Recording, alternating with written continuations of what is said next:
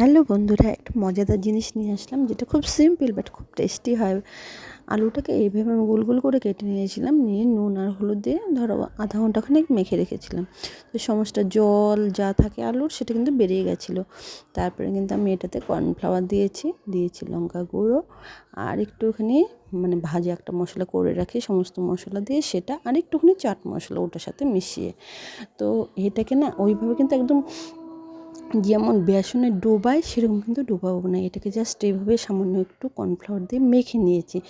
এবারে দেখো তেলটা কিন্তু আমি পুরোটা বয়েল করে নিয়ে যে সিঙ্গারা বানাতে গেলে যে তেলটা লাগে আমি সিম্পল সেই তেলটাই কিন্তু সেভাবে ব্যবহার করেছি।